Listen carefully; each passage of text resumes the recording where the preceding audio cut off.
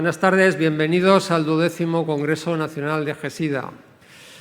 Había unas ganas enormes de que fuera presencial, ¿no es así? Llevábamos un año sin tenerlo presencial y podemos decir que lo hemos conseguido. No sé si dentro de una semana lo hubiéramos podido conseguir, pero el hecho es que estamos todos aquí. Doy también la bienvenida a los demás miembros de la mesa de inauguración, el doctor José María de Torres Medina, director general de Salud Pública y Ordenación Farmacéutica de la Consejería de Salud de la Junta de Andalucía, el doctor Antonio Rivero, copresidente del 12º Congreso de GESIDA y presidente de la Sociedad Española de Enfermedades Infecciosas y Microbiología Clínica, al doctor Ezequiel Ruiz Mateos, copresidente del 12º Congreso de GESIDA, a la doctora Julia del Amo, directora del Plan Nacional sobre el SIDA, y a la doctora Rosario Palacios, secretaria de GESIDA. Bien, en 2021 conmemoramos que hace 40 años un grupo de clínicos muy sagaces identificaron los primeros casos de SIDA. Quienes han tenido la fortuna de vivir al lado de las personas que viven con VIH estos 40 años han podido asistir en la frontera del siglo XX y del siglo XXI a una de las historias más apasionantes, si no la más apasionante, de la medicina moderna, de la desesperación que significaba el diagnóstico allá por los años 80, a poder asegurar en la actualidad a las personas que viven con VIH que van a tener una vida en cantidad y en calidad absolutamente normal. Muchos socios de GESIDA han estado ahí durante esos 40 años cuidando a las personas que viven con VIH. Como reconocimiento de este hecho, este año en las tarjetas identificativas hemos identificado a los socios de GESIDA de más de 20 años con este distintivo dorado, ya también conocido como la tarjeta dorada de GESIDA, y distintivo plateado a aquellos con más de 15 años. Los demás tienen menos de 15 años de antigüedad en GESIDA.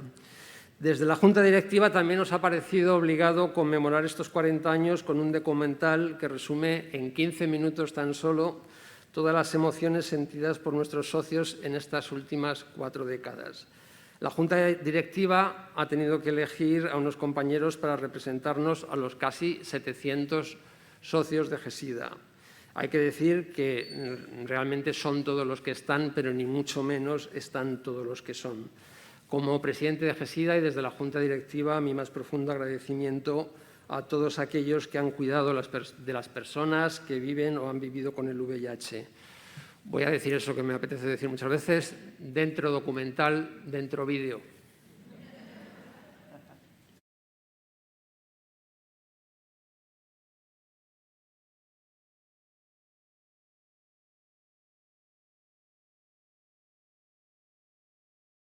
Aquel día cambió mi vida. Estaba en Ramón y Cajal en una sesión bibliográfica y yo era el que tenía que exponer en aquel día, en concreto una revista que es el Morbidity Mortality Weekly Report. Y entonces esa revista del 5 de junio, me acuerdo perfectamente, del año 81, me tocó a mí exponerla. Y comenté que había una serie de casos en Estados Unidos, en Los Ángeles, de una enfermedad muy poco habitual, que era la neumonía por neumocistis, y en unos pacientes muy poco habituales.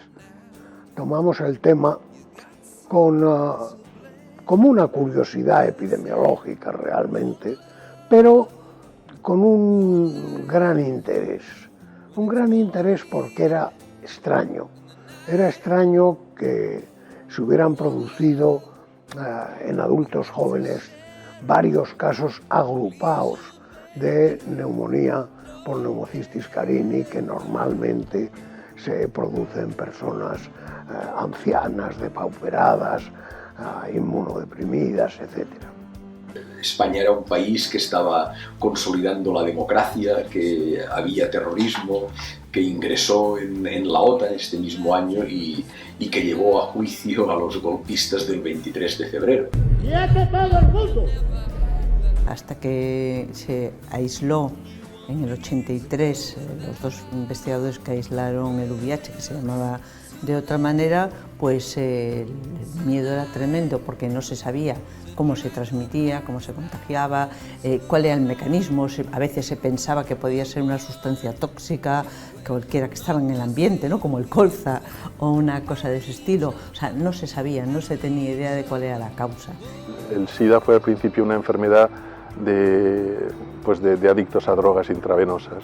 Y entonces esa epidemia de las drogas intravenosas de los años 70 explotó con los casos de SIDA en 1980. Eso añadía al tratamiento de estos pacientes, que no lo teníamos, ¿no? Había mucha desesperación en ese sentido, añadía el hecho de que era una población muy marginal, muy alejada del sistema, difícil de tratar, a veces agresiva, con muchos problemas. Eran pacientes que nadie quería ver, ¿no? Y que fuimos un poco los residentes más jóvenes, los adjuntos más jóvenes, los que asumimos la carga de su tratamiento. Y luego los hombres que tenían sexo con hombre, que también tenían las mismas enfermedades oportunistas y además un tumor que les estigmatizaba mucho, que era el sarcoma de Kaposi. El miedo al estigma era brutal. El miedo al estigma era tan importante en algunos pacientes como el miedo a la enfermedad. Cuando tú le contabas a alguien que tenía infección por VIH, te estaba dando la sensación de que le estabas dando una sentencia de muerte. Y no solo eso, sino que te morías solo, porque la sociedad lo veía como una especie de epidemia, una epidemia de la que querían estar fuera de ella. Los primeros golpes de rechazo intenso, no solo de la población que aterrada no sabía cómo se podía contraer esta condición médica, sino también de los propios sanitarios. Se marcaba y se siguió marcando muchos años a los pacientes con una marca roja en la historia clínica y bueno, el trato era como la peste que fue del siglo XX. Al principio no teníamos fármacos antivirales y lo que se intentaba era controlar las infecciones oportunistas, que eran muy complicado, y los tumores. Yo era muy joven, estaba empezando a trabajar y la gente que se moría era incluso más joven que yo. Y no es que se muriera uno ni dos, es que tú te marchabas un fin de semana a casa y cuando volvías 3 o 4 enfermos de los que llevabas tratando un mes o 15 días habían fallecido. Entonces es una sensación horrible. Ahora mismo me acuerdo del caso de una mujer joven que dio a luz a uno de sus hijos y que en ese momento se diagnostica el hijo de una infección VIH. Tiran para atrás, ella está infectada, el hijo que había tenido antes, que se llevaba muy poco, también estaba infectado, y le hacen el test al marido y el marido también estaba infectado. El marido se suicidó. Suicidios de gente que se diagnosticaban, nos enterábamos a posteriori. Gente que de pronto no venían, que ha pasado, no vienen a consultas, ¿qué ha pasado? Se ha suicidado. En muchas ocasiones nos dimos cuenta de que no podíamos asumir la avalancha de pacientes, la necesidad de poder actuar y ofrecer algo que fuera útil.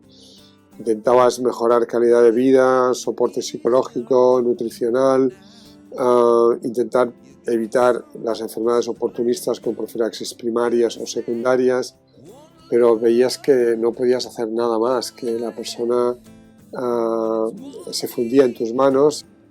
Personas brillantes, ¿no? Con carreras universitarias, actores, escritores, cineastas, arquitectos, abogados, que morían pues, en la plenitud de sus facultades profesionales. Todo estaba negro y de repente había una lucecita al fondo y esa era la ZT.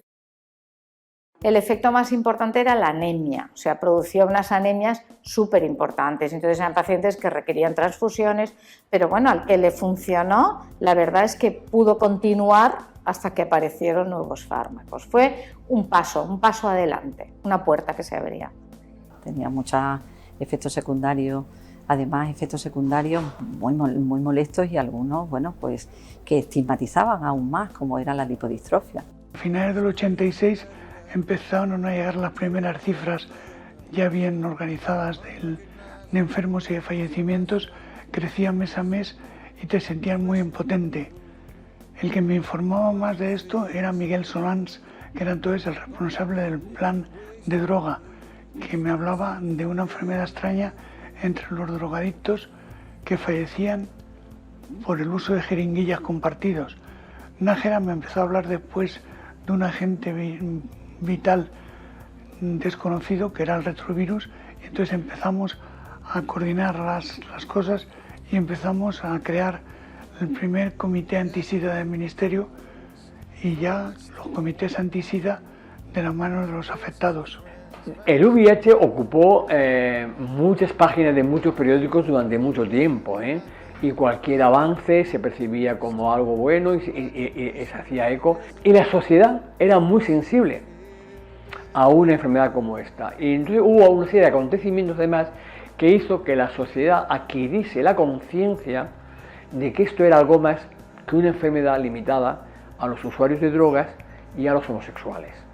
Yo creo que el cambio, en realidad un poco de cambio en la sociedad fue cuando empezaron a declarar que tenían el SIDA, pues gente famosa, actores como Rock Hudson, deportistas como Magic Johnson, músicos como Freddie Mercury de Queen, y esto llevó a la gente a darse cuenta que esto no era solo un tema de algunos marginados, sino que esto podía afectar a gente que uno quería, que admiraba, y eso empezó a hacer que la gente se preocupara y tomara conciencia de que esto era una pandemia y que podía afectar a miles y miles de personas.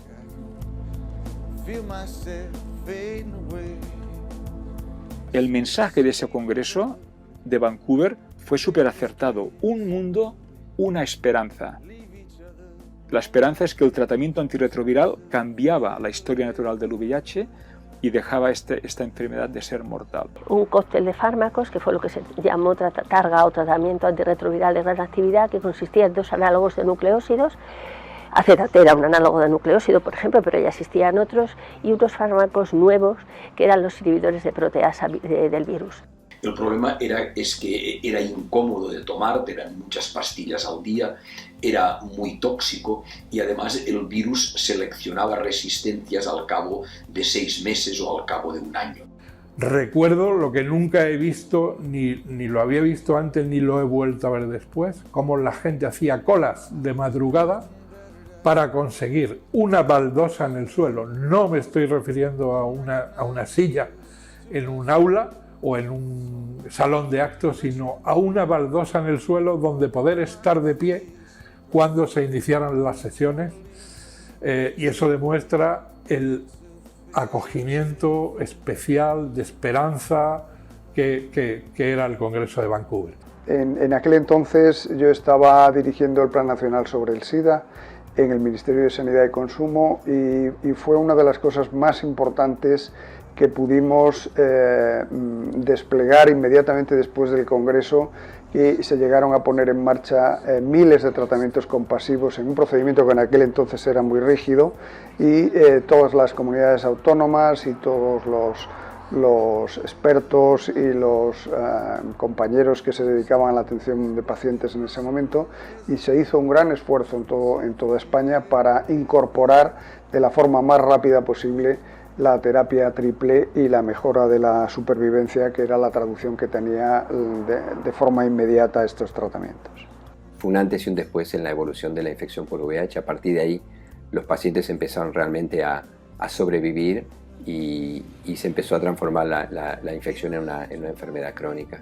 La otra fecha clave es 2007, ¿no? Ya mucho más tarde, una década más tarde, porque en ese momento por fin se consigue una nueva familia de fármacos que son los inhibidores de integrasa. Y los inhibidores de integrasa son fármacos muy potentes, que generan pocas resistencias y pocos efectos secundarios. Y eso cambió de nuevo el panorama. Esta última etapa de la década de los años 2000 ha añadido a la eficacia del tratamiento conceptos muy importantes. El primero, el tratamiento como prevención. Ese fue el germen de lo que hoy se llama indetectable, intransmisible. En el momento actual es importantísimo conseguir la detección precoz de los pacientes infectados, que puedan iniciar tratamiento y por una parte, y por otro que la población en general pueda tomar medidas para prevenir la infección.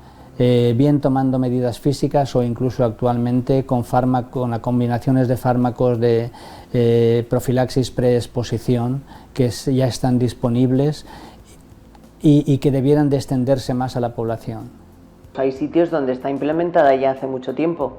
Aquí nos está costando ponerlo en marcha. Se han hecho estudios en los que se ha visto claramente que la utilización de la PrEP disminuye de forma altamente significativa la infección por VIH y eso merece mucho la pena. O sea, no podemos vivir en un sitio donde se diagnostican más de 4.000 casos nuevos cada año sabiendo que se puede evitar, sabiendo los medios que hay para prevenir ese contagio. La PrEP en España se está haciendo mal, radicalmente mal. Quiero decir, no se está permitiendo el acceso a la gente que puede necesitar tomar PrEP para evitar infectarse.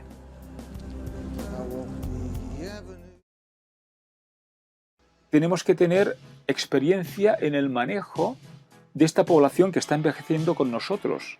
Ganan años y se están jubilando en paralelo, y es una población que va a ser geriátrica, ¿no? Y van a tener más comorbilidades y por tanto van a tener que tomar otras medicaciones, ¿no? Por tanto, saber manejar estas comorbilidades y darles tratamientos que no interaccionen con las mismas es una necesidad que ahora tenemos que trabajar para poder conseguir en un futuro próximo.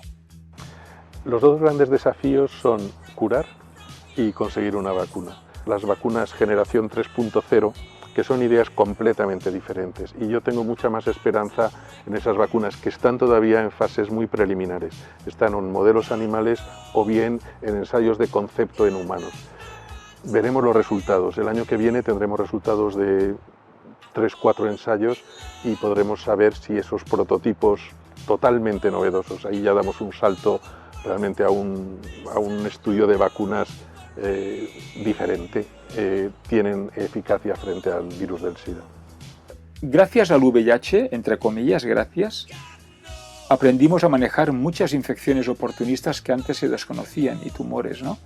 A prevenirlos, a diagnosticarlos y a tratarlos. Y esto fue el embrión de la creación de unidades, secciones y luego servicios de enfermedades infecciosas, ¿no? Pues lo que falta en España es el único país de la Unión Europea que no tiene la especialidad de enfermedades infecciosas reconocida. Es lamentable que todavía en España sea uno de los pocos países desarrollados donde las enfermedades infecciosas no son una especialidad.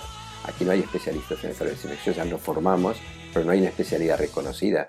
Y bueno, en una época que hay pandemias, epidemias en enfermedades infecciosas es increíble, y yo creo que esto es algo que se tiene que solucionar.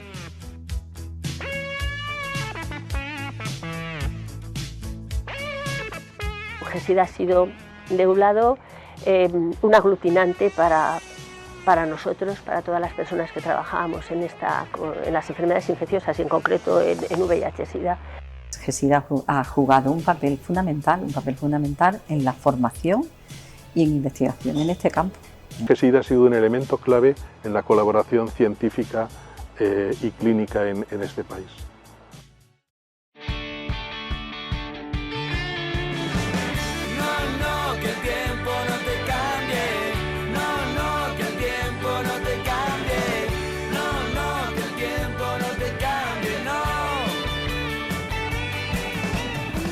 Todos los que vivimos el nacimiento de la enfermedad en los primeros pacientes, yo creo que nos marcó una manera especial de la medicina.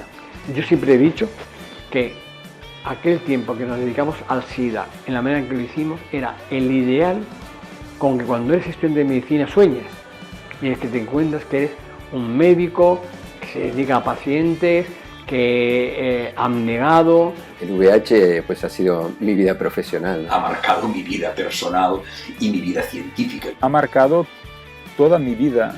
Me volvería a dedicar a lo mismo si volviera a nacer y volviera a estudiar medicina. Yo creo que soy un hombre muy afortunado por haber vivido el nacimiento de una enfermedad, el control de una enfermedad y quizás vea la desaparición de una enfermedad.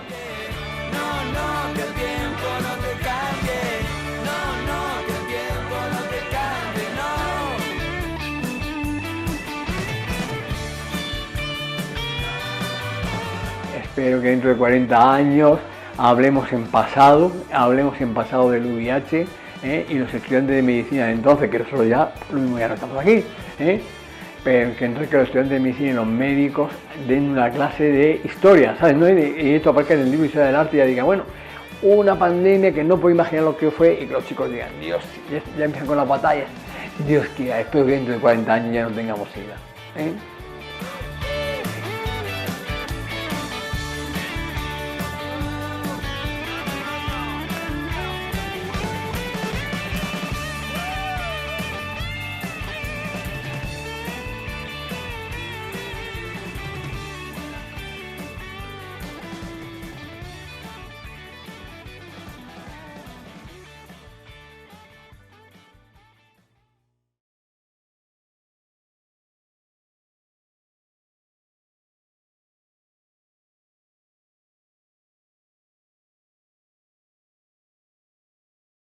Bueno, pues muchísimas gracias a todos los que habéis participado en el vídeo y también muchísimas gracias a todos los que no habéis participado, pero habéis estado ahí al lado de estas personas en algún momento durante estos últimos 40 años. A continuación voy a dar paso a la inauguración oficial del 12º Congreso Nacional de GESIDA y, en primer lugar, voy a excusar la asistencia de la ministra de Sanidad, Carolina Darias. Nos consta que ha hecho todo lo posible por estar aquí con nosotros, pero al final no ha podido ser. En su lugar nos ha enviado un vídeo que ha grabado para estar aquí con nosotros en esta inauguración. Dentro de nuevo el vídeo de la ministra Carolina Darias, por favor. Saludos cordiales. Entenderán que para mí es un honor participar a través de este mensaje en el acto inaugural del 12º Congreso de GESIDA. Este año los actos que giran alrededor del VIH, del próximo Día Mundial del SIDA, tienen para todos, para todas, un carácter especial. Aunque somos conscientes de que los actores de la respuesta al VIH, entre los que indudablemente destaca GESIDA, nunca han bajado los brazos en la respuesta al VIH, el cumplimiento de 40 años del primer diagnóstico de SIDA nos da un motivo para echar la vista atrás. Desde aquellos primeros y devastadores diagnósticos hemos recorrido un camino lleno de dificultades, que poco a poco y codo con codo hemos ido superando. Quiero, por tanto, poner el valor, el compromiso incuestionable de todos los profesionales sanitarios que lo han hecho posible, desde la asistencia, la investigación, desde el apoyo a todos los colectivos, con una mirada sensible, especialmente a todos los ejes de discriminación que afectan a muchos de los pacientes. Me enorgullece ver en todos ustedes esos valores y me enorgullece verlos reconocidos como valores propios del Sistema Nacional de Salud.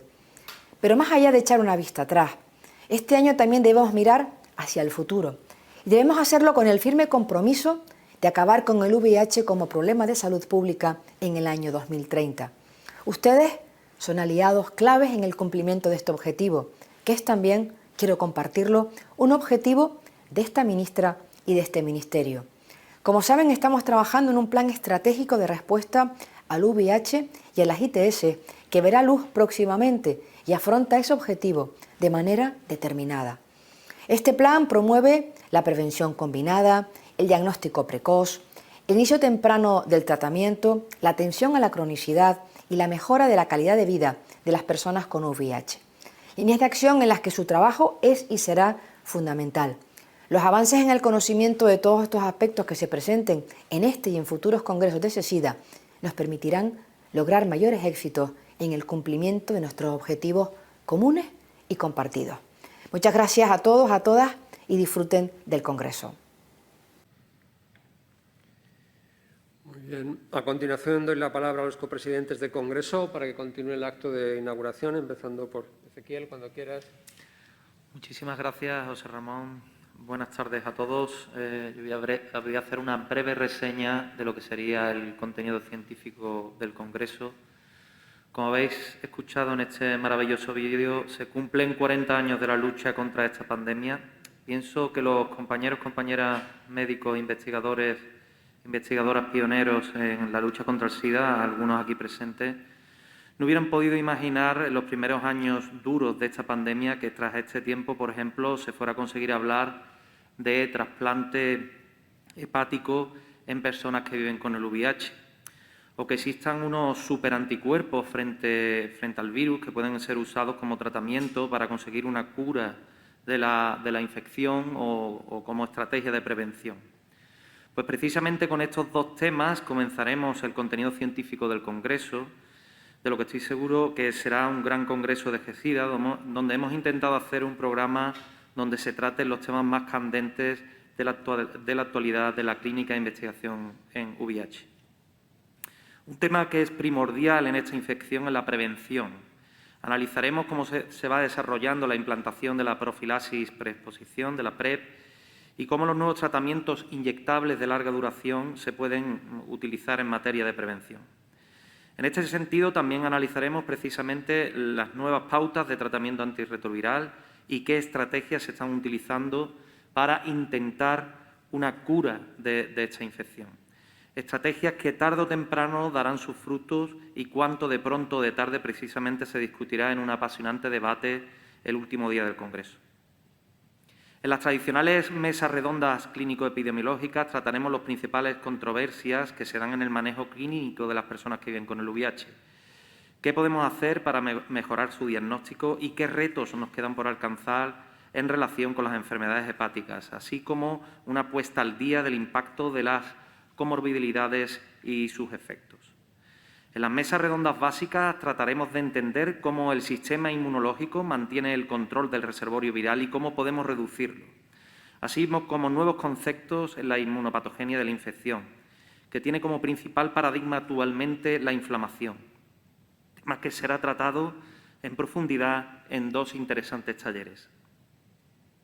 A todo esto hay que sumarle las comunicaciones y póster orales y los ya tradicionales póster temáticos, donde se comunicarán los últimos hallazgos de los grupos de investigación más punteros a nivel nacional. Esperemos, como siempre, que esta reunión sirva para seguir mejorando la esperanza de vida y la calidad de las personas que viven con VIH y avanzar en el conocimiento para conseguir la curación de esta infección. Muchas gracias por atender y feliz congreso.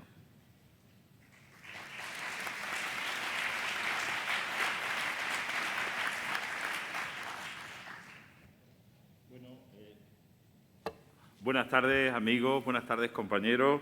Bienvenidos al 12 Congreso de GESIDA. Yo creo que es un placer en esta situación daros la bienvenida. Y, bueno, ya habéis oído el programa que se avecina en los próximos 2 días. Yo creo que vamos a tener, digamos, la costumbre, volvemos a tener la costumbre de volver a discutir juntos, a fabricar, a inventar, a diseñar nuevos estudios y yo creo que vamos a volver a tener esta oportunidad desde el punto de vista científico y personal que supone nuestro Congreso. Es un placer para mí y un honor estar como presidente del comité organizador junto con Ezequiel y por ello le doy las gracias por la confianza a la Junta Directiva de GESIDA. Además de presidente del comité organizador en esta mesa, estoy en calidad también de presidente de la Sociedad Española de Enfermedades Infecciosas y Microbiología Clínica y en calidad de presidente de esta sociedad es en la que voy a intervenir en este turno. En primer lugar, quiero agradecer las palabras de la ministra de Sanidad, doña Carolina Darias, y muy especialmente su compromiso para asegurar y mejorar el futuro de la atención de las personas que viven con VIH. Este objetivo realmente es el objetivo principal de GESIDA, es el motivo y el objetivo que originó su creación y es, digamos, el objetivo que da sentido a la continuidad de nuestro grupo. Sin embargo, como presidente de SEI, debo de decir y debo de alertar a nuestra ministra que este objetivo que se plantea el Ministerio junto con nuestro grupo está en franco peligro y está en auténtico riesgo. La causa de ello, ya se ha comentado en el vídeo, es que el recambio generacional en el área de enfermedades infecciosas no está garantizado por la ausencia de una formación reglada en enfermedades infecciosas por vía MIR, que es competencia exclusiva del Ministerio de Sanidad y no de las comunidades autónomas. En GESIDA, para poner un ejemplo, y en datos que ha presentado esta mañana en la rueda de prensa su presidente, el doctor Arribas, y yo creo que son datos que son muy ilustrativos. En GESIDA somos 700 socios, de los cuales 300 se jubilan en los próximos 5 años. Pero este dato de GESIDA, que realmente avala por sí mismo el que la continuidad asistencial de nuestros pacientes está en franco riesgo si no la solucionamos, es compartido por la mayor parte de los profesionales que atienden a enfermedades infecciosas en otras áreas del conocimiento. Esto realmente digamos, riesgo del relevo generacional y riesgo de la atención a nuestros pacientes se produce en España a pesar que desde hace años el sistema sanitario español, a través de la gestión de sus diferentes comunidades autónomas, tiene perfectamente organizado la atención a las personas con enfermedades infecciosas de difícil manejo a través de servicios o secciones de enfermedades infecciosas en la práctica totalidad de los hospitales de referencia. Es decir, oficialmente y de facto es algo que está organizado y solucionado.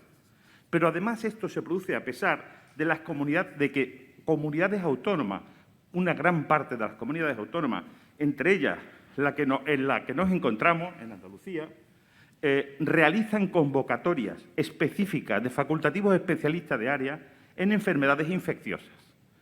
A pesar, además, esta ausencia de garantizar el relevo profesional, de que el área de enfermedades infecciosas probablemente sea el área de conocimiento de la medicina de mayor amplitud y que España es el tercer país en producción científica e investigación en el área de las enfermedades infecciosas. Esta falta de relevo generacional la tenemos, además, a pesar de que hay un compromiso en sede parlamentaria por una ministra, en este caso la ministra Pajín, hace años. Pero además de que el ministro Illa, a través de una pregunta de la portavoz parlamentaria del Partido Nacionalista Vasco, se comprometió al reconocimiento de la especialidad de enfermedades infecciosas antes de diciembre del 2020. Pero además se produce a pesar de que existe un consenso parlamentario prácticamente unánime en el hecho de que el reconocimiento de la especialidad debe ser urgente y no demorable. Además, y yo creo que es muy importante, existe un apoyo unánime y decidido de tanto los pacientes como de las organizaciones y asociaciones que los representan. En el VIH y en las enfermedades infecciosas en general hemos ido juntos y juntos hemos luchado contra el estigma, hemos luchado juntos a favor del tratamiento y ahora seguiremos luchando juntos para garantizar el futuro de las prestaciones. Esta situación, yo creo que no hace falta dar ni un solo argumento más a favor de la creación de las especialidades de enfermedades infecciosas. Ese tiempo yo creo que ha pasado, porque además, existiendo estos argumentos tan obvios que anteriormente he comentado, realmente no solo por ello, sino porque, por la situación de nuestro país, de los países de nuestro entorno, realmente esta es una situación que es absolutamente anacrónica. En cambio, sí que es el momento de pedir explicaciones, porque creo, sinceramente, que lo que cabe decir es que en esta situación tan obvia, ¿cuál es el motivo por el que se sigue retrasando el reconocimiento de la especialidad de enfermedades infecciosas? ¿Por qué se sigue evitando que los futuros especialistas en enfermedades infecciosas en España pueden formarse por la vía MIR como el resto de las especialidades? ¿Cuál es el motivo que justifica que se pueda poner en riesgo la continuidad de la atención de nuestros pacientes? El motivo, lógicamente, no puede ser la falta de argumentos, ni la falta de una organización de los servicios de los centros sanitarios, ni la realidad europea, ni la falta de interés de los pacientes y sus asociaciones, y ni siquiera la falta de apoyo parlamentario. Yo quisiera escuchar cuál es el verdadero motivo. Quizás este próximo miércoles, en una respuesta a una pregunta parlamentaria, la ministra Darias tenga la oportunidad de explicarse.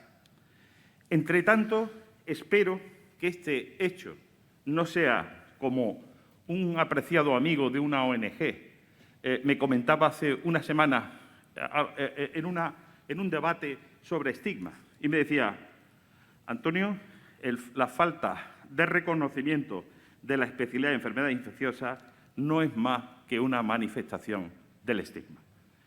Espero y estoy seguro de que este no es el motivo.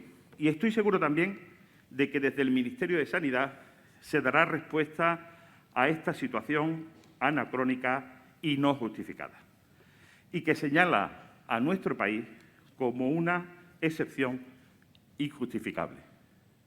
Nada más, amigos, disfrutad mucho de este congreso, aprended mucho y muchas gracias.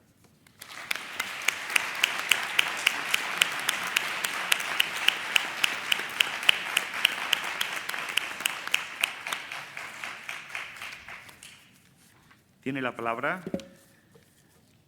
doña Julia del Amo, la directora del Plan Nacional sobre el SIDA. Cuando quiera, Julia. Antonio, muchísimas gracias por tus palabras y por tu defensa de algo que compartimos muchos. Y buenas tardes a todos, a todas. Es muy emocionante estar en este aniversario de 40 años del primer caso diagnosticado de SIDA en el mundo. Y es muy importante hacerlo desde esta mesa, desde la que saludo a mis compañeros de mesa y a mi compañera Rosario. Es muy emocionante porque este vídeo y porque 40 años nos hace echar la vista atrás, acordarnos de quiénes éramos, de las personas que han muerto en estos años y las personas que murieron de esa forma tan injusta y que nos hizo a muchos de nosotros comprometernos en la defensa de sus derechos, de su vida, de su salud, y por eso los 40 años son tan importantes. Además de todo lo que se ha dicho en el vídeo, de lo que hemos dicho esta mañana, quiero reivindicar cómo el VIH ha cambiado la forma de hacer medicina, no solo en enfermedades infecciosas, sino en todas las formas posibles, porque el compromiso en la defensa de los derechos de los pacientes ha sido algo que hemos hecho de la mano de las personas afectadas de una manera que yo creo que hay un antes y un después. Y en esos libros de historia a los que se refería Santi, que a lo mejor iban a ser un poco viejunos, dirán que las cosas que hicimos con los pacientes y de la mano de los pacientes cambió la forma de enfocar la medicina y los derechos a partir de ese momento. Además, celebramos un congreso físico que estábamos todos, lógicamente, muy cansados ya de tanta teleconferencia y tanto telecongreso, y vernos físicamente aquí con mascarillas, distancia social, vacunas, en fin, implementando la prevención combinada, que es algo que llevamos promoviendo en VIH desde hace muchísimos años. Esto es un ejemplo más, como que hay que hacer todas las cosas y todas las cosas juntas y bien. Es un año en el que todos estamos cansados por lo difícil que ha sido el año 2020 y lo difícil que sigue siendo el año 2021, y es el año en el que también reivindicamos el legado en enfermedades infecciosas al que se refería Antonio y cómo el VIH ha tenido un impacto enorme, el aprendizaje del VIH en la respuesta a la pandemia por la COVID-19. No solo, por supuesto, que ha habido muchísimas más especialidades y compañeros que han trabajado en ello, pero yo creo que todo el trabajo colectivo que hicimos en VIH durante tantos años ha servido para hacer las cosas un poco mejor o de forma un poco mejor. El año 2021 es además el año que sigue al año 2020. Y el año 2020, como todos sabéis, será la fecha que nos habíamos dado en el año 2016, que nos había dado NUSIDA, para alcanzar objetivos intermedios de eliminación del VIH como problema de salud pública en el año 2030. El año 2020 teníamos que haber alcanzado los famosos 90-90-90, que en este foro no hace falta repetir lo que son, pero sí tal vez recordar que había otro indicador, el 0% discriminación y la disminución del 75% de las nuevas infecciones por VIH en referencia al año 2010, y que claramente en este último indicador España no va bien. En los 3,90 razonablemente, flojo en el primero. Sabéis que seguimos teniendo una fracción no diagnosticada en torno al 13% y que necesitamos trabajar mucho más ahí, pero lo que es esencial es estar trabajando en esa prevención primaria de forma decidida. Y, bueno, NUSIDA ya ha denunciado cómo En el año 2020 el mundo no logró estos objetivos y no íbamos bien encaminados en muchas partes del mundo, pero la pandemia por la COVID-19 ha puesto todavía más de manifiesto la importancia que es atajar también la inequidad en salud para poder acabar con la epidemia del VIH para 2030. Las diferencias entre el norte y el sur, las diferencias dentro de los países entre los más favorecidos y los más desfavorecidos se han ensanchado y esta es una de las tareas que tenemos por delante todos nosotros y yo creo que la comunidad del VIH ha tenido esa sensibilidad desde el primer momento por todo lo que hemos visto en este vídeo maravilloso.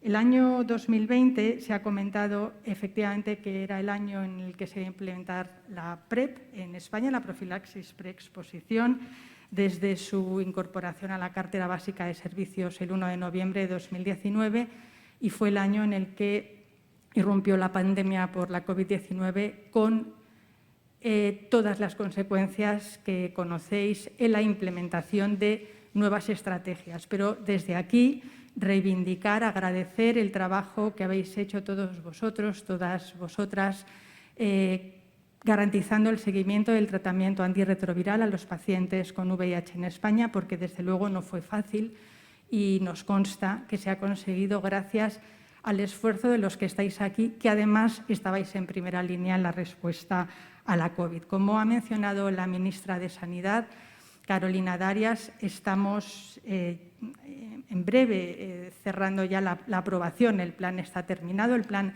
estratégico de prevención y control de VIH y otras ITS. Agradezco a GESIDA su participación en este plan. GESIDA ha sido una de las entidades revisoras y, lógicamente, esto no se puede hacer si no vamos todos de la mano. 2030 es la siguiente fecha a la que todos estamos llamados. Es la fecha para el fin del VIH como un problema de salud pública y eso yo creo que en España se puede conseguir. Lógicamente hay cuellos de botella, algunos los habéis identificado vosotros, se han identificado en el vídeo, se han identificado en esta mesa, son los cuellos de botella para conseguir la eliminación del VIH como un problema de salud pública en nuestro país. Yo soy muy optimista porque creo que tenemos las herramientas ahora mismo para hacerla, incluso en ausencia de una vacuna, incluso en ausencia de la erradicación de la infección.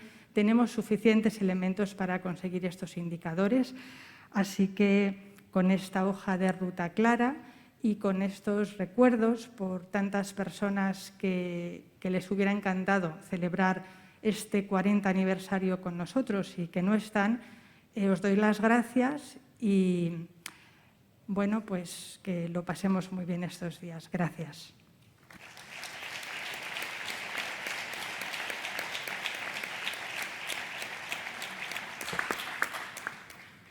Pasamos la palabra a don José María Torres Medina, que es el director general de Salud Pública y Ordenación Farmacéutica de la Consejería de Salud de la Junta de Andalucía. José María. Muchas gracias, doctor Rivero. Buenas tardes a todos. Me gustaría, en primer lugar, agradecer a la organización, en nombre del consejero de Salud y Familia de la Junta de Andalucía, la invitación a participar en tan importante evento nacional de salud pública con mayúsculas. Y para mí es un verdadero honor, como director general de Salud Pública con mayúsculas y Ordenación Farmacéutica, representarlo en esta apertura del 12 Congreso de GESIDA. El año 2021 marcó y marca 40 años desde los primeros informes de SIDA. Sin embargo, esta es una pandemia olvidada o al menos no considerada como tal, con la importancia que debería tener en los tiempos actuales. Tiempos actuales que hablamos de pandemia. Mira por dónde desde hace 40 años padecemos y sufrimos una pandemia con mayúsculas. En el mundo, desde el comienzo de la epidemia, casi 80 millones de personas han contraído el virus del VIH y más de 36 millones de personas han muerto a causa del VIH-Sida. 36 millones de personas. Creo que son cifras como para tener en cuenta lo que acabo de decir, pandemia con mayúsculas. Nada que ver con la que estamos padeciendo ahora, sino que la llevamos sufriendo desde hace muchos años.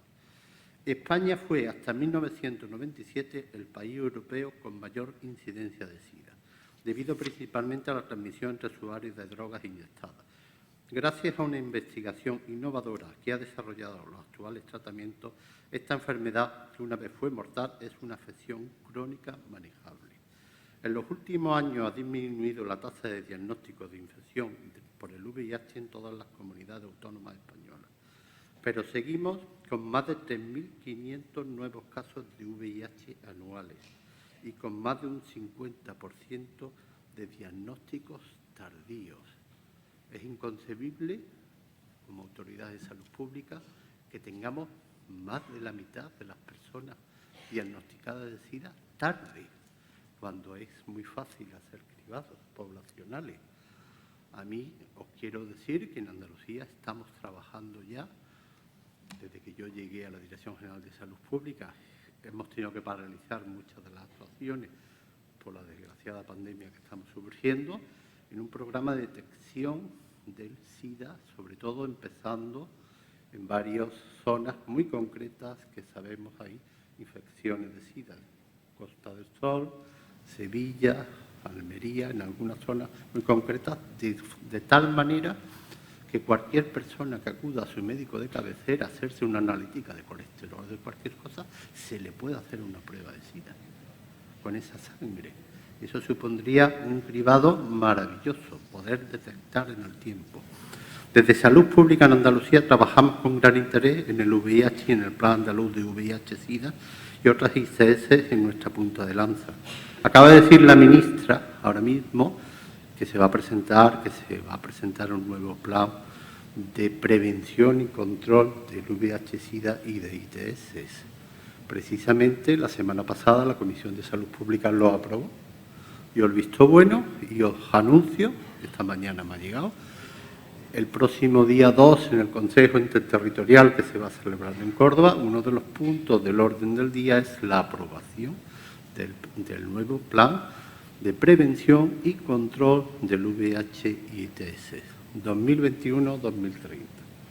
Yo creo que el próximo viernes, si no más tardar el lunes, será publicado en la web del Ministerio y podéis todos ver qué es lo que nos trae. Plan de prevención y control. Prevención.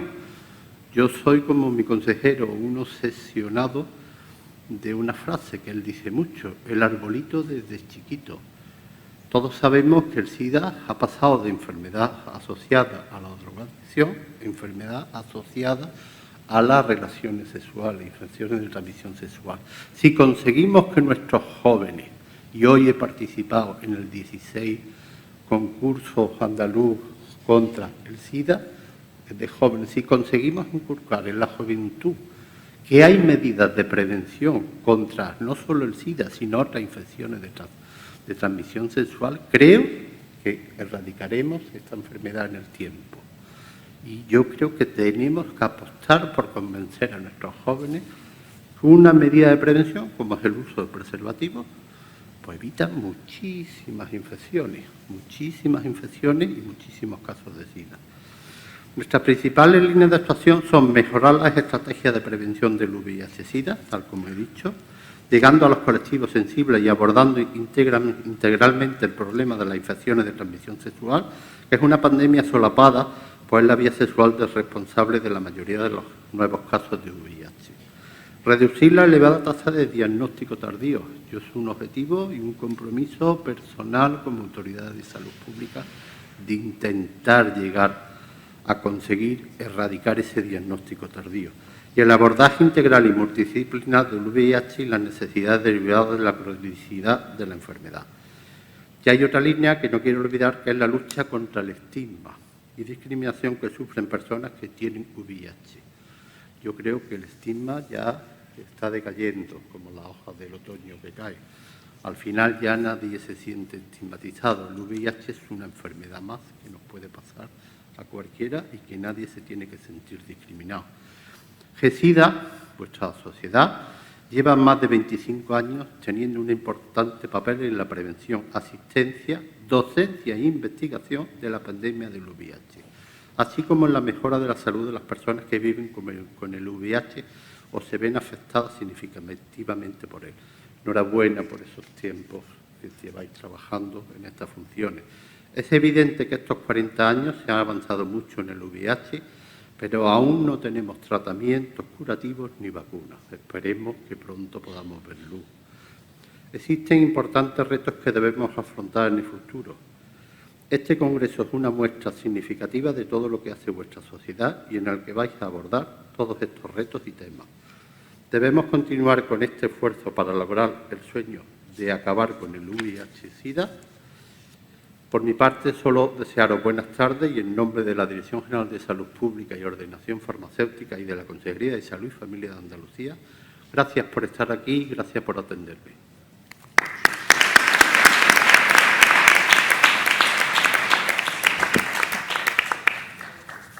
Muchas gracias, José María. Muchas gracias, Julia.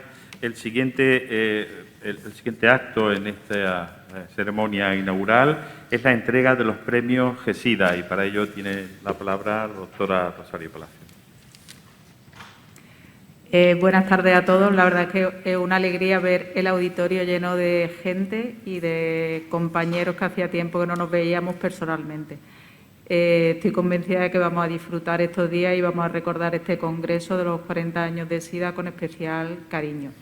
A mí me corresponde presentar un momento que venimos compartiendo en el acto inaugural de los congresos de GESIDA desde hace unos años, pero no quiero quitarle el más mínimo segundo a los protagonistas. En primer lugar, se va a entregar el premio GESIDA a la trayectoria profesional y doy paso al doctor Juan González, que es el que va a hacer la entrega del premio.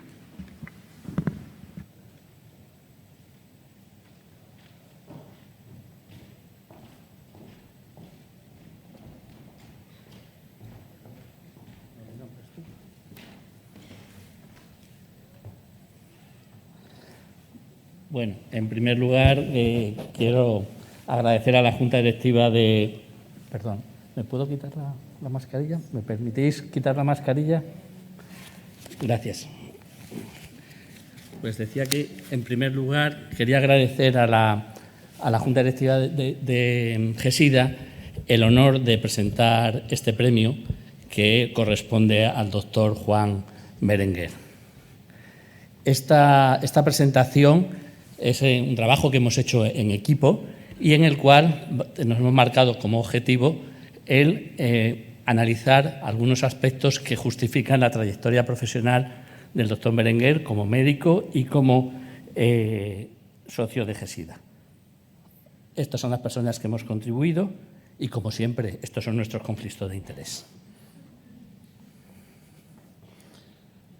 Bueno, el doctor Berenguer nació en el Ferrol, pero a los 6 años ya se fue a Madrid, es por tanto es hijo adoptivo de Madrid y se crió como madrileño.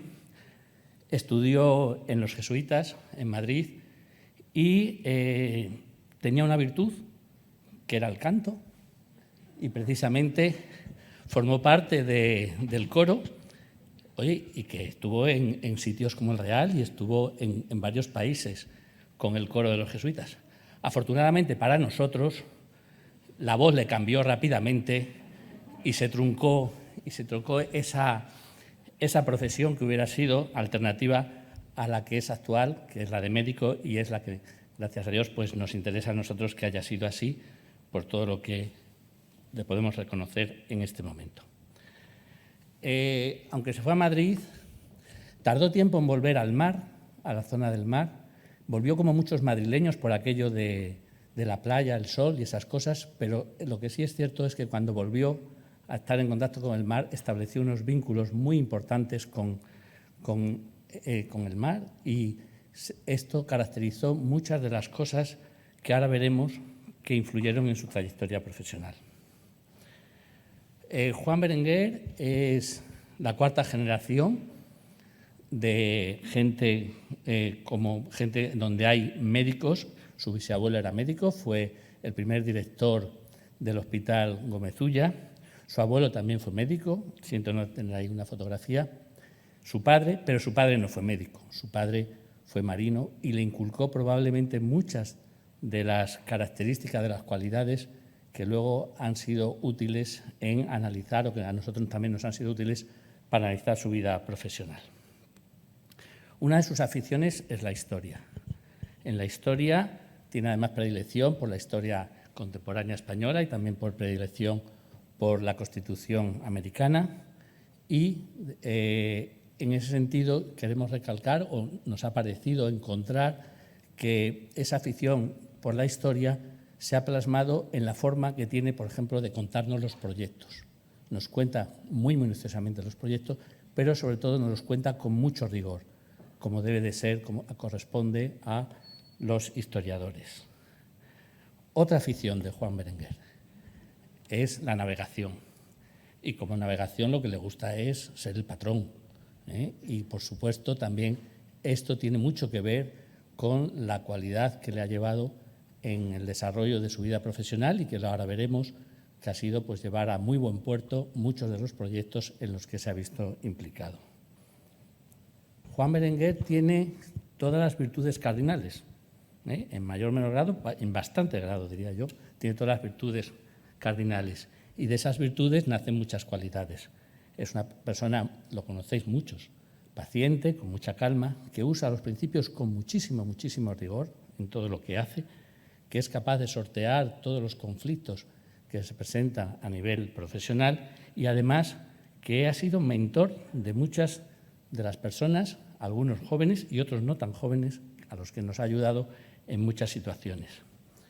Antes os presentaba esa fotografía que podéis ver ahí, con el mar, y esa fotografía probablemente dice mucho de Juan Berenguer. Es su gran capacidad de observación, lo reconoceréis en muchos de sus proyectos en los que ha trabajado, con los que hemos trabajado juntos, donde la observación ha sido la principal herramienta y también la reflexión. También el comunicador, ya hemos comentado, que puede venir también de esa afición histórica y es una persona muy organizada. Y todo profesional, para poder tener, digamos, éxito, debe de contar con un gran equipo. Y el equipo en el que él ha estado integrado todo el tiempo y con el que ha estado engranado es el equipo del Gregorio Marañón.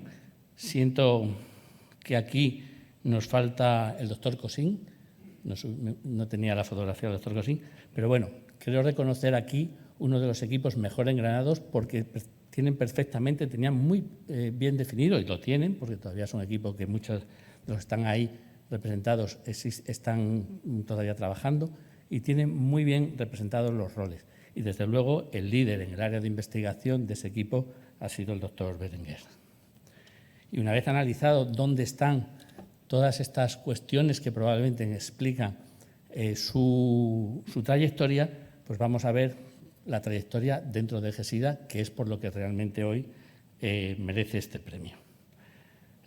Juan Berenguer ha sido una persona que se ha significado mucho en toda la gestión del grupo de GESIDA, ha sido su presidente durante 2 años y también ha sido presidente de 2 de los congresos. Y quiero recordar que a lo mejor de alguna de las reuniones antes de que GESIDA fuera congreso, eso ya no lo recuerdo perfectamente.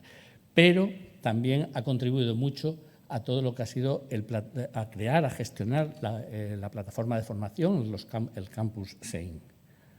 Otro de las gestiones suyas tiene, digamos, en su haber el haber desarrollado de aquel embrión que fue la Agencia de Ensayos Clínicos, que en su momento tenía GESIDA y que pues era un pequeño embrión. Él fue muy visionario en que aquello podía dar mucho más y tanto que dio mucho más que hoy en día ha sido o se ha desarrollado como la Fundación SEIN GESIDA, donde ya sabéis que hay un grupo de personas muy importantes que están trabajando y nos ayudan a todo el grupo de GESIDA a desarrollar todos los proyectos de investigación. Él fue una de las personas o fue la persona que visionó esa posibilidad en un momento en el cual teníamos algo que era muchísimo menos dimensionado y, aunque había mucha profesionalidad, pero no tenía tanta capacidad. Documentos de consenso es otro de los objetivos que tienen los grupos de estudio de la SEIN, y GESIDA como uno más de ellos. Bueno, pues ha sido panelista y ha coordinado varios de los documentos, por tanto, ha participado también en esta actividad.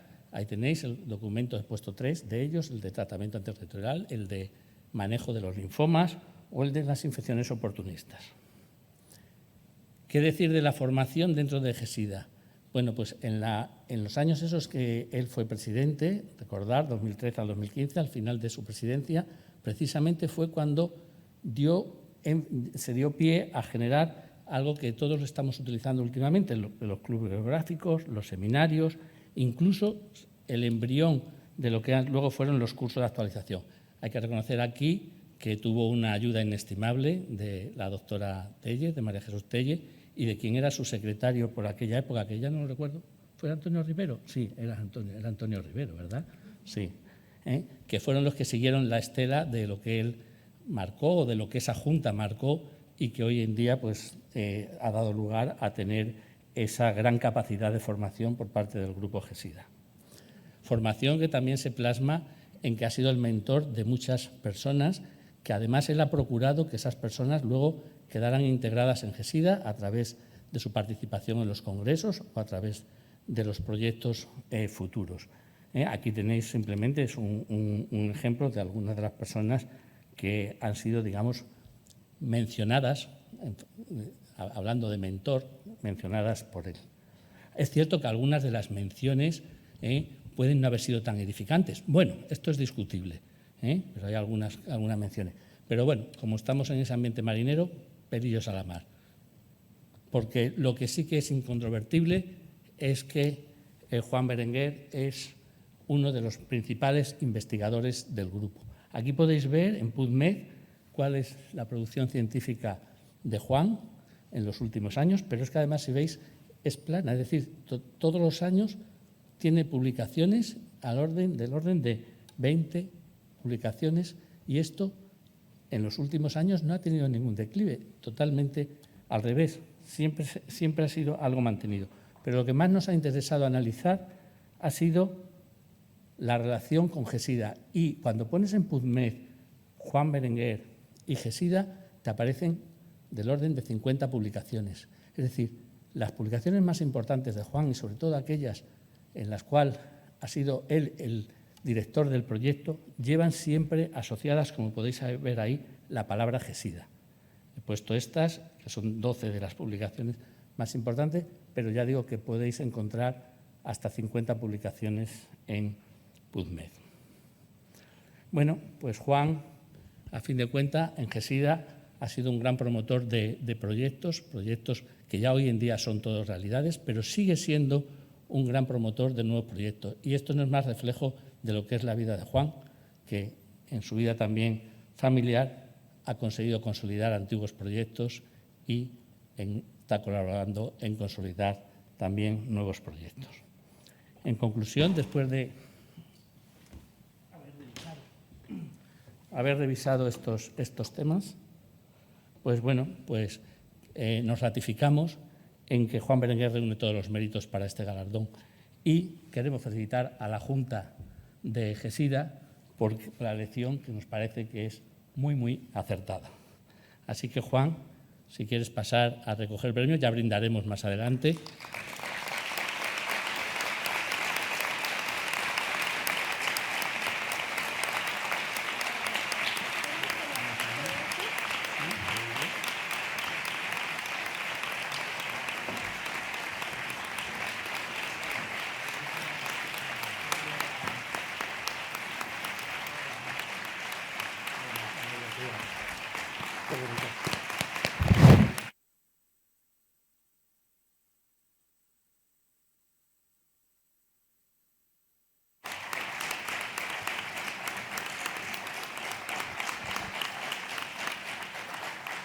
Bueno, Juan, espero no llorar después de esto. La verdad es que es muy emocionante, ¿no?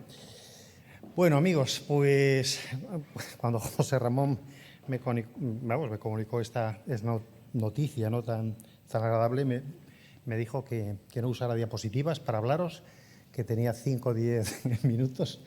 De hecho, caso en lo primero y en lo segundo también, pero me vais a permitir que os lea, porque En estos momentos prefiero no improvisar, y espero que mantenerme en esos 5 o 10 minutos, ¿vale?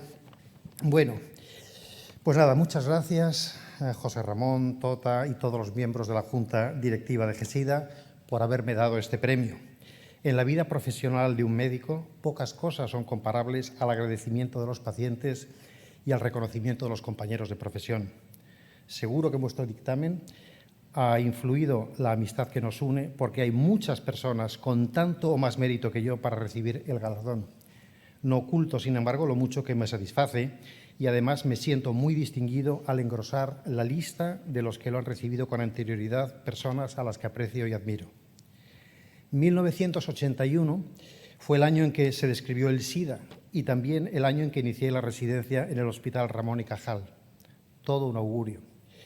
Después de 4 décadas ejerciendo la medicina y con todo el pescado vendido, como se dice ahora, puedo decir que me alegro de haber elegido esta profesión y de haber dedicado la mayor parte de mi tiempo al campo del VIH y, sin duda, he recibido con creces más de lo que he dado. Cuando rememoro aquellos años que algunos de mi generación dedicamos a la asistencia de los pacientes con SIDA, en mi caso en la compañía de mis queridos compañeros del Gregorio Marañón, Pilar, Juan Carlos, Belén, Jaime, Paco y Santi, calibro el valor y el sentido que tuvo aquello. No hace falta que me extienda en detalles, pues conocéis bien la historia y muchos de vosotros estabais en el Tajo en aquellos años difíciles. Sí os diré que aquello fue una fragua de la que salimos hechos de mejor material. Cuando contemplo el panorama de hoy y veo a los que estáis recogiendo el testigo de los veteranos, me satisface de entrada saber que los pacientes con VIH están y van a estar en muy buenas manos. A los que tengáis interés por la investigación, os animo a formaros y a trabajar duro. Sed ambiciosos y aspirar a hacer contribuciones importantes en el campo de la medicina al que os dedicáis. A mis compañeros más jóvenes, Teresa, Paco, Cristina, Leide y Chiara, por orden de antigüedad, gracias por haber elegido trabajar con nosotros y por haber estado al pie del cañón durante estos años de pandemia tan duros. Muchas gracias también a nuestras enfermeras, especialmente a Marga, Isa y Saray. El grupo no sería el mismo sin vosotras. Y un abrazo muy fuerte también a los que fuisteis parte de nuestro grupo y ahora os disfrutan en otros lugares, Mati, Pablo y Ana. Una de las cosas que merece la pena en la vida es asociarse con otros para hacer cosas grandes. Una de esas cosas grandes ha sido GESIDA, creada en 1995 en el seno de la SEINC, nuestra sociedad madre. GESIDA surgió de abajo arriba, por el impulso de médicos que estaban en la primera línea de la lucha contra el SIDA en los años más duros. Este grupo de estudio ha sido clave para el abordaje exitoso de la pandemia en nuestro país. Desde su creación ha orientado la asistencia con sus guías de práctica clínica, ha contribuido a nuestra formación con muchas actividades, incluidas los congresos como el que hoy se inicia, y ha sido una plataforma de investigación clínica que ha contribuido a colocar a España en una posición distinguida por sus contribuciones en la generación de conocimiento en este campo. Todo esto ha sido posible gracias al entusiasmo, compromiso y dedicación de muchos compañeros, especialmente los que han formado parte de las 14 juntas directivas que han gobernado el grupo hasta hoy. Conservo un gratísimo recuerdo de todos vosotros, con los que compartí faena en los 8 años que estuve en la Junta. Rafa Rubio, José Iribarren, Pere Domingo, siempre seréis mis presidentes. Antonio Rivero, Antonio Campo, Manel, Jesús, María Jesús, muchas gracias por haberme ayudado durante el periodo que me cupo en suerte llevar el timón de la nave. GESIDA ha sido el puntal de mucha de la investigación clínica que he llevado a cabo y aquí tengo que hacer una mención especial a mi amigo Juan González. Lo conozco desde que éramos estudiantes, algún partido hemos jugado juntos, pero en nuestras vidas algunas cosas cambiaron una tarde del 2003 en las consultas de VIH de La Paz, en la que decidimos escribir un proyecto de investigación coordinado para el FIS. Tuvimos éxito y aquello marcó un punto de inflexión en nuestras carreras. No quiero aburriros con listas de proyectos financiados y de contribuciones que han ayudado a mover el campo, especialmente de la coinfección del VIH y virus T, y que se han plasmado en artículos publicados en revistas de primer nivel. Pero sí quiero decir que ha sido una inmensa suerte haber hecho tándem con Juan, pues mi trayectoria de investigación no habría sido ni de lejos la misma si nuestros destinos no se hubieran cruzado. Además, hemos pasado tan buenos ratos. Por supuesto, nada de esto hubiera sido posible sin la ayuda de los que trabajan y han trabajado en la Fundación SEIM GESIDA, Herminia, Esther, Bea, María, Marta, Almudena, qué suerte haberos tenido siempre cerca. Otras personas que han sido decisivas en mi actividad investigadora son Salva Resino, del Instituto de Salud Carlos III, a quien conocí de residente de inmunología en el Gregorio Marañón hace muchos años. Salva es un manantial de ideas y de energía inagotable, y nuestra colaboración en investigación translacional en el campo de la coinfección ha sido muy productiva. También José María Bellón, de mi Instituto de Investigación, de quien he aprendido metodología estadística y con quien he disfrutado de lo lindo, disfrutando proyectos y analizando datos. Gracias también a Inma Jarrín por todos los proyectos en los que hemos colaborado en CORIS, GESIDA y SEINC. Me da pena no seguir dando nombres de personas de todos los rincones de España y también de otros países, porque uno de los regalos de haberme dedicado a este oficio ha sido a conocer a gente de mucho talento y de cualidades humanas excepcionales con las que espero mantener el contacto cuando finalice mi actividad profesional. Quiero daros las gracias también a los que trabajáis en la industria farmacéutica. En primer lugar, por los fármacos que habéis desarrollado. Soy testigo de la importancia de vuestra tarea para la sociedad y me remito a lo que he visto en el campo del VIH y el virus T. También os agradezco la ayuda a nuestra formación continuada y el apoyo para llevar a cabo proyectos de investigación. Mi último agradecimiento es para los pacientes, por haber depositado su confianza en mí. La relación con algunos supera las 3 décadas. Ellos han sido mis grandes maestros en la profesión y también en la vida al haberme permitido acercarme a las suyas. Sin duda, he sido afortunado también por ello. Y nada, amigos, me despido con una cita de algún compañero nuestro de hace más de un siglo, Santiago Ramón y Cajal, que dijo: aunque no seamos personas muy brillantes, con perseverancia y dedicación conseguiremos todo lo que nos propongamos, y si no, casi todo. Muchas gracias por vuestra atención y que tengáis un excelente Congreso de GESIDA.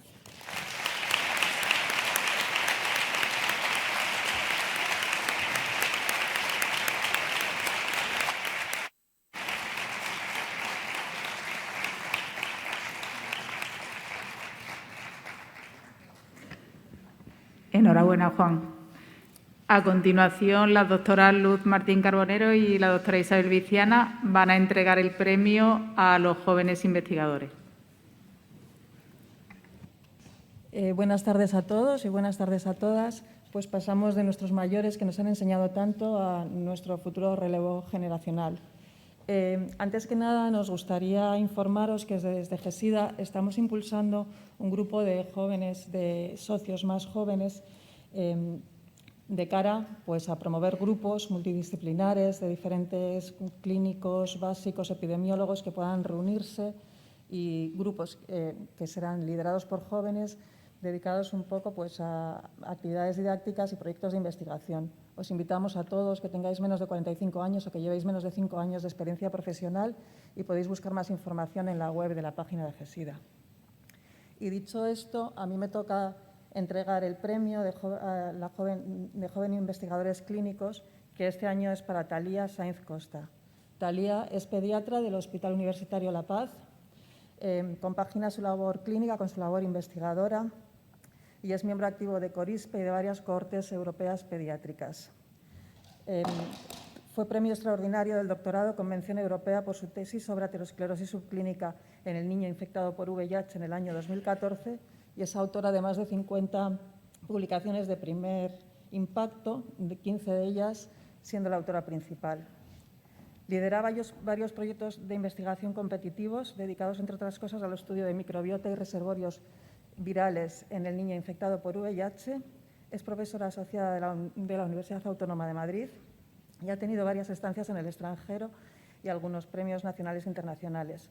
De hecho, actualmente ya no puede subir aquí al estrado a recoger el premio porque está en California, en San Francisco General Hospital, trabajando en un proyecto que analiza la asociación de la infección por citomegalovirus y otros virus en el impacto en la inflamación y la inmunopatogenia del VIH. En su nombre va a recibir el premio Ana Delgado.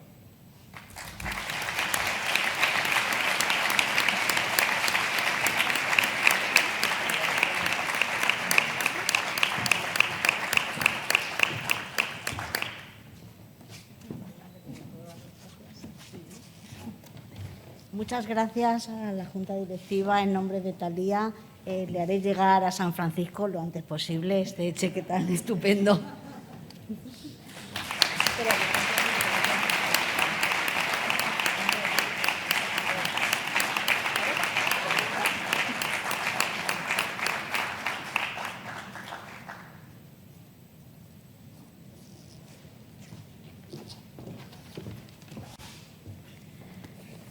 Buenas tardes. Yo voy a dar el premio de Jóvenes Investigadores Básicos, que este año es para Laura Tarancón Díez. Laura Tarancón es doctora en Bioquímica por la Universidad de Sevilla. Realizó su tesis doctoral sobre factores inmunológicos asociados a la aparición de eventos no-sida y al control espontáneo de la infección por el VIH, obteniendo la máxima calificación. En 2019 se incorpora como investigadora postdoctoral en el Grupo de Inmunobiología Molecular del Hospital Universitario Gregorio Marañón, trabajando en estudios de inmunopatogenia en población pediátrica y en el campo de estudio de dendrímeros como potenciales microbicidas frente a la infección por el VIH. Ha realizado varias estancias pre- y postdoctorales en el extranjero y es autora de 28 publicaciones científicas, siendo primera autora en 12 de ellas. Tiene una propiedad industrial intelectual y es autora, además, de numerosas comunicaciones a congresos nacionales e internacionales. Actualmente tiene contrato postdoctoral Sara Borrell en el Instituto de Salud Carlos III, abriendo una nueva línea de investigación relacionada con la respuesta inmunológica frente a la infección por SARS-CoV-2, VIH y virus C en población pediátrica y en adultos. Es por ello que el Premio de Investigadores Básicos es para ella, Laura Tarancón Díez.